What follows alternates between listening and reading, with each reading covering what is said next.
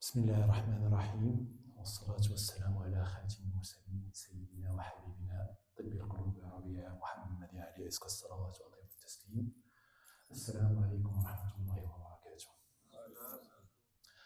So the khatir of today, I want to talk about simple subjects that maybe we need to clarify between us and be proud of.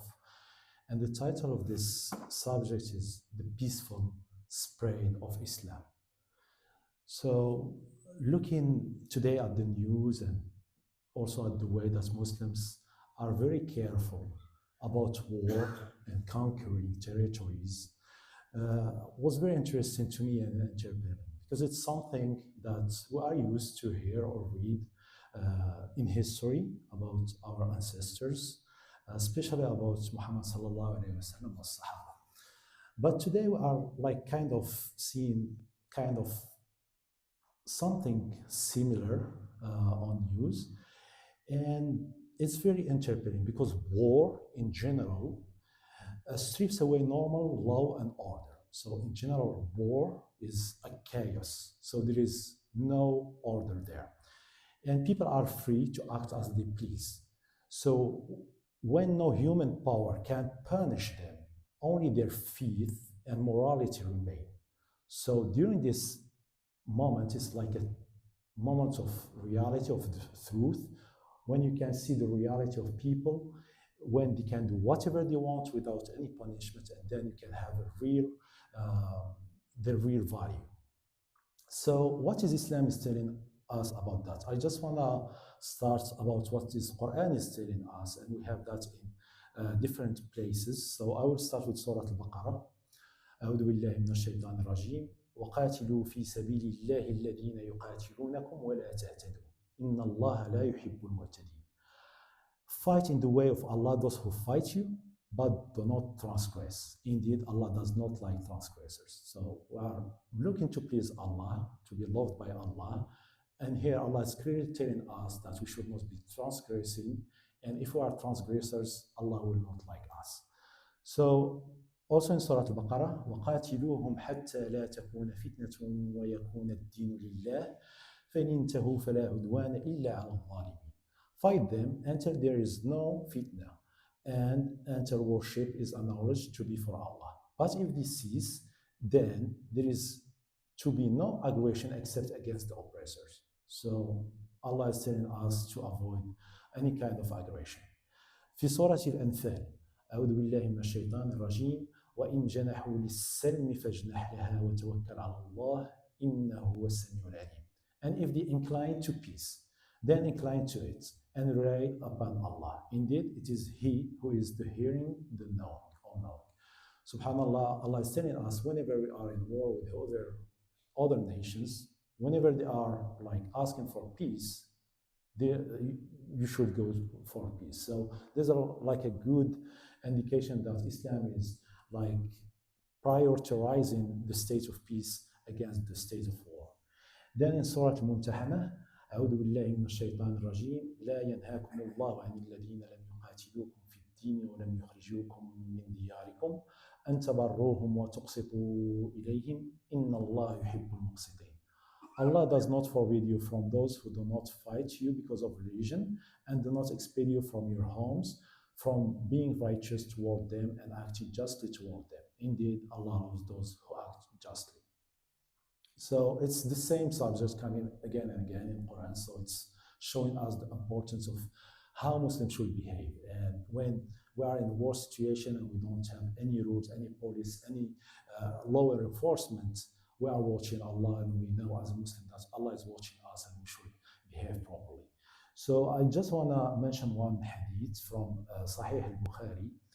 حدثنا إسحاق بن إبراهيم قال قلت لأبي أسامة حدثكم عبيد الله عن نافع عن ابن عمر رضي الله عنهما قال وجدت امرأة مقتولة في بعض مغازي رسول الله صلى الله عليه وسلم فنهى رسول الله صلى الله عليه وسلم عن قتل النساء والصبيان.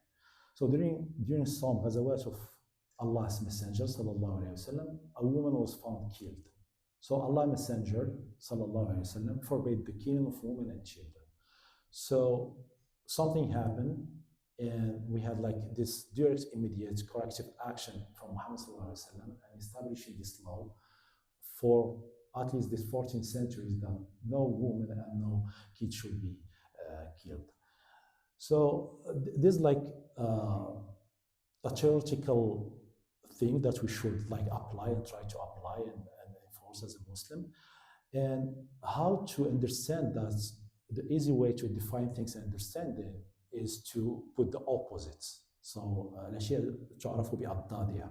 So if we have the opposite, we can understand what is happening there. And for that, I just want to mention the last 500 years in human history, and we can go through it. And these are like just a common, well-known example everyone agreed on.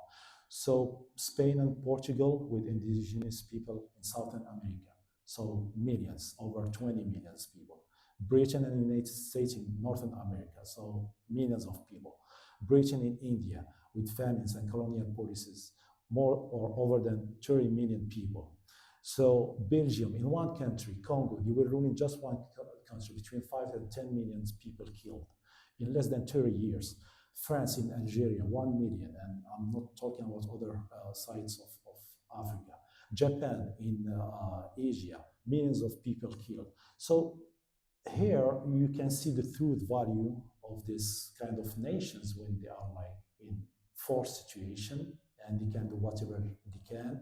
And these numbers are not just numbers of fighters, of course. They are too big to be only fighters or armies.